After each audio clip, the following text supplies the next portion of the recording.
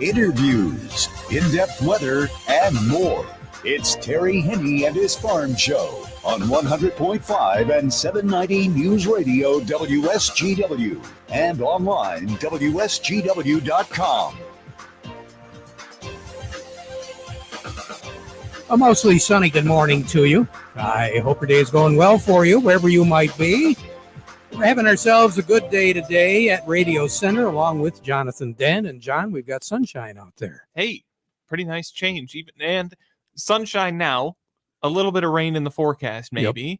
And I'll take that. Yeah. Hey, maybe tonight, late, we might get a little bit of a shower. We'll take that. It looks as though some folks getting a little bit more than others. Once again, southern Michigan is in the forecast for more than what we're going to get here. But we have that wraparound low pressure system over northern Michigan, counterclockwise, and you can see it. You take a look at any map, any radar, and everything is just doing a counterclockwise circle. So eventually it will bring some moisture into the Great Lakes Bay area, but it appears as though it's going to be later in the day today or tonight. They have had some heavy-duty shower activity in Ohio, in Indiana, and in Illinois. They've needed the rain too, so they're pretty happy. The Ohio River Basin continues to be a little bit on the wet side now as we're going through the next few days, but everything eventually is going to clear out. And along with that is going to come warmer temperatures, because overnight last night, I'll tell you about sunset last night. If you were outside, you needed the Carhartts. Yeah, it was chilly. It was chilly and it was windy. What do we got right now, Jonathan? Well, we're warming up a little bit. Right now out at the airport, 63 degrees under sunny skies. Downtown Midland's looking at 63. Here at Radio Center, 63 degrees. We got winds coming out of the south, 7 miles per hour, with a falling barometric pressure of 29.59. Port Huron right now is looking at 55. So a little brisk over there. And then the Upper Peninsula, for the most part, they're looking at temperatures pretty close to what we are here. Not a lot of temperature variance, really, from the mid-50s to the low 60s. Matter of fact, I think the last time I looked, Ironwood had 63. So they were as warm there as what we are here. Then I did see 49. That was a Mackinac Island and Munising. So kind of chilly there. But as you said, we've got that wind. Even though it is coming from the south right now, we've been seeing it the northwest, the west, the south. It'll go back to the west. And then eventually tonight, it'll be out of the northwest. And then we'll see a little bit more of a change to northeast. So that means the low is moving away. Ever so slowly, but at least quicker than what it has been. This thing has been around since Saturday night. It's not really gone anywhere. Yeah, just sitting over the state here. Yep, and folks down in the southern tier of states in the continental United States getting all sorts of severe weather there. The tropics are becoming active, but unfortunately, we're blocked out of any of that moisture. So we're just not seeing any of it. And for a lot of our festivals that are going to be kicking off here for the weekend in the area, well, Charlie was talking about the Cheese Festival up in Pinconning, the Greek Festival here in Saginaw, the Sugar Festival over in Seaboing. That's just for starters. They're going to have nice weather Friday, Saturday, and Sunday. A lot more seasonal. We should be at 78 for a high, 57 for a low. Will actually be above average as we roll into the weekend. So all in all, looks pretty good. And for me, I'll be traveling down to East Lansing tomorrow for the summer wheat plot tours put on by the Michigan Wheat Board. And we're looking for some pretty nice weather there. And then Friday, I'll be in Seaboing for the preview of the Sugar Festival. So all in all, the weather's cooperating. The next best chance, I think better than tonight, will be on Thursday. That's when a frontal system will be dropping down through from the northwest to the southeast. And that's going to give us a lot better chance of seeing some measurable amount of rain here. Coverage area still not all that great, but a much better chance of getting some moisture, 1/4 of an inch, 1/3 of an inch, very common with that particular system as well. 70 our high for today, 49 for a low tonight. Sun will set this evening at 9:18, rise tomorrow morning at 5:55. Tomorrow, 78, clouds and sun mixed. There will be a spotty shower after midnight tomorrow night into the day on Thursday. 78 for a high, 51 for a low. That'll be tomorrow. Then on Thursday, clouds, scattered showers, a little cooler, 72 for a high, 48 for a low. So we're still kind of chilly. We should be at 57 for a low. Still running about 6 to 8 degrees below normal at night. Then on Friday, mostly sunny, 72 for a high, 49 for a low. Saturday, Sunday, mid to upper 70s both days. Nighttime temperatures in the mid 50s. Sun on Saturday, maybe a few clouds more on Sunday, but pretty much uneventful. Then moving into the work week next week, temperatures will be running above normal. To take us through the 26th of the month, where's the month of June going here? It's going quick. 26th of June already in the forecast. Above average on the temperatures, below average on the moisture. Do you get tired of saying that? Yeah. Yeah. Yep. Oh, well, I'll take it. They always say about the dry, much better than the wet. It's forgiving. Dry weather. Yeah. Wet weather is not. Record high in the state, 94, set in 1956. The record low, 42. And that was set back in 1906. So we're treading some. Yeah, we got pretty close there. Kind of close to record lows. A year ago, 64 was our high, 50 was our low.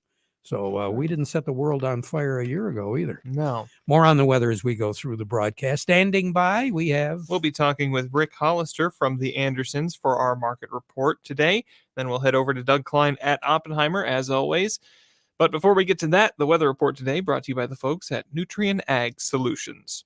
Nutrien Ag Solutions has the local expertise to recommend the corn, soybean, and other seed products that are the best fit for your field. Plus, unparalleled agronomic support with products and services to unlock yield potential and improve crop performance from planting to harvest. Ask about our financing options to help you get more from every acre and lead the field. Visit your local Nutrien Ag Solutions branch or go to nutrienagsolutions.com. They say there's a secret to growing a great crop. At Nutrien Ag Solutions, they beg to differ. It all starts with a strong foundation, and when it comes to fertilizer, there's no question that Titan XE drives dry fertilizer performance. They've been unlocking the potential in every prill of dry fertilizer with biocatalyst technology for over a decade. Visit lpi.ag/Titan or contact your Nutrien Ag Solutions crop consultant to drive your crop's potential today. Farm Service brought to you today by the folks at Freeland Bean and Grain. Post-herbicide application season, that is going on right now. And the folks at Freeland Bean and Grain have a great selection of products from SureCrop and Nature's that'll help you increase your yields. Just get a hold of Vic over at Freeland Bean and Grain. He's a certified crop advisor, and he'll assist you with scheduling your needs or scouting your fields. And now is a really good time to be scouting those fields, because I think what you're going to see is not only weeds, but you're going to see needs out there when it comes to fertilizer needs.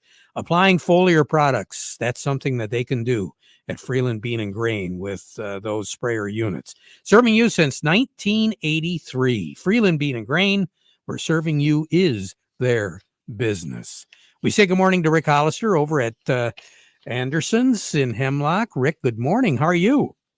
Hey, good, Terry. Good morning. How are you doing? Well, I am doing well, but not as good as what I was looking at before we went on the air. I was looking at soybeans. What in the world is going on? Mm-hmm.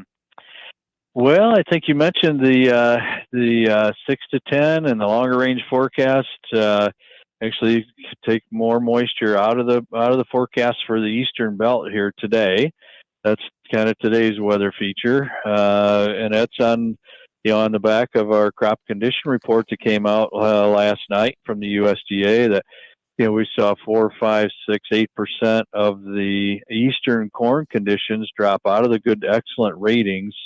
And not just here in Michigan, which Michigan did as well, but Indiana, Ohio, Kentucky, Tennessee, Wisconsin, all down 5 to 6, 7% of the ratings falling below or falling out of the good to excellent ratings. So, fairly good deterioration in a week of how the crop looks. Just to look at it and say, how does the crop look? Does it look good? Does it look fair? Does it look poor? And the soybeans very similar, 4, 5, 6, 7% falling out of the good to excellent category. Nationally, we've been getting rain in the Western Belt. Unlike last year where the drought was centered on Nebraska as far as the belt goes and South Dakota, those folks have been getting better rains and conditions actually improving in some instances there. But nationally, the corn conditions 3% fell, 64% last week, rated good to excellent, 61% this week. So market's paying attention. But we're really trading those longer range forecasts. And does this ridging pattern that keeps the rain out west, does it break down at some point? Does it slide east at some point? Does it anchor down and keep us on the dry side here in the eastern Midwest for our corn and soybean crops? So that's the buzz today. We know soybeans have a big window to still get rain across the Midwest yet, but emergence problems and drying out. We hear all over the eastern belt, Ohio included, soybeans planted in dry dirt. So need to get a little more rain to help us out here. Yeah, that crop report here in Michigan, 25% of the soybeans are rated poor to very poor statewide. Yeah, I don't remember. I really don't remember. When's the last time I saw that? Yep, I agree. It's a fairly poor rating for starting out. So can it get better when you start this way? It's just a kind of unprecedented. There's not a lot of years that you can look back, in what you would call modern farming times in Michigan, where you can see it, this dry and therefore our crop rated as low as it is to start. A lot of guys saying the corn's hanging in there, but needs a little better drink of water. 20% of that, 20% of the corn is rated poor to very poor. Yes. Yep, and down to only 37% rated good to excellent. So, yeah, the scale has definitely been tipped here. So on the board, what do we have at the Andersons? Yeah, at the moment, at the elevator for old crop corn, we are 607. New crop corn for fall delivery at 498. That's the best we've been for a while there. January at 522. The January delivery to Hemlock. Soybeans for old crop, June delivery 1406. New crop beans are 1184. Red wheat new crop here for June or July harvest at 572. New crop white wheat at 642. Rick, you have a great day. Yep, you as well. Keep doing that rain dance. Yes, we will. Talk to you later. Okay. Rick Hollister over at the Andersons. To Doug Klein we go at Oppenheimer. The market report brought to you by Weiss Equipment, talking about those Farmall tractors. Yeah, they do just about anything, because you are talking a horsepower range from 35 to 140. And the folks at Weiss Equipment and Frankenmuth know that getting the job done starts with choosing the right Farmall. That's why they carry a wide range of Case IH compact Farmall series tractors, so you're going to find the right fit for your operation. Anything from the Value Pack Compact Farmall A to the Deluxe Compact Farmall C and C series with cabs. So to make it real simple, the tractor does it all. So no matter what you're doing, Can Do comes in red, and it's called Farmall. Learn more by going to Weiss Equipment and Frankenmuth, doing it right longer.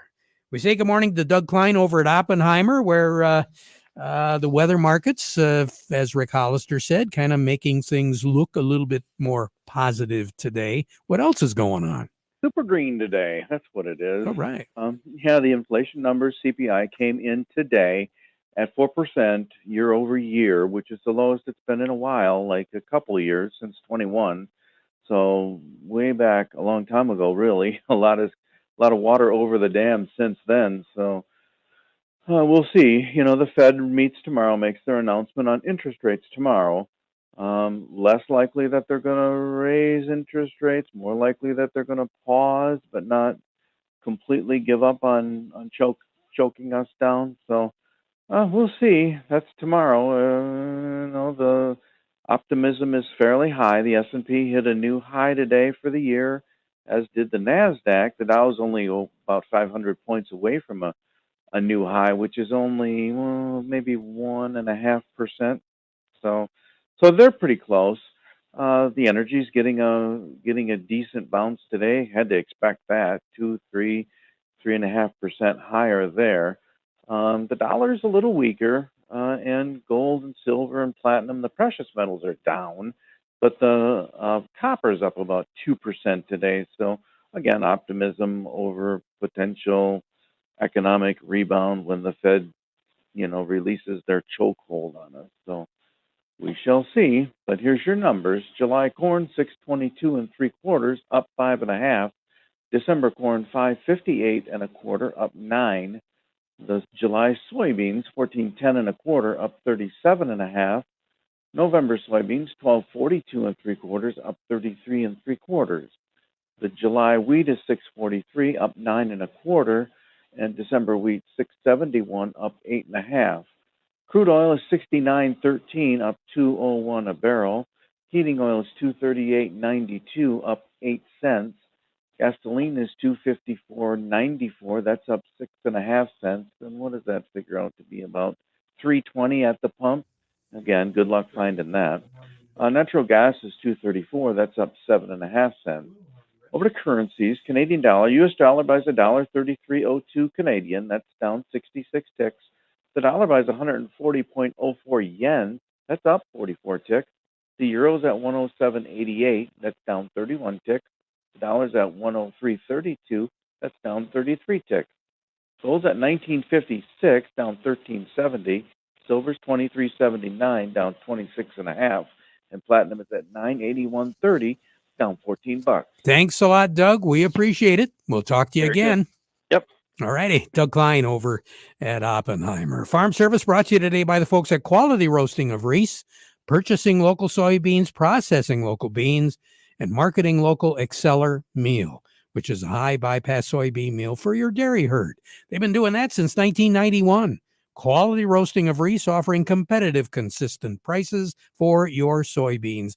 Give them a call for a quote today. Standing by, we're going to be heading over to the Rummel Agency and talking with Craig Voorhees. Craig, good morning. And how's it? There we go. Everybody there. Hey, we're doing pretty good. You know, now is the time of the year, Craig. We were talking about festivals. The fairs are going to be rolling along here pretty quick. Bavarian Festival was last weekend. All sorts of activities going on every weekend. Not just festivals, but families getting together for different events, right?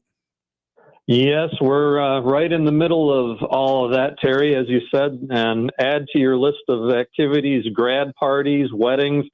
Even had a conversation with a customer the other day. They're planning a 4th of July get-together already, if you can believe that. Yeah, I can believe that, because I know they're buying fireworks right now.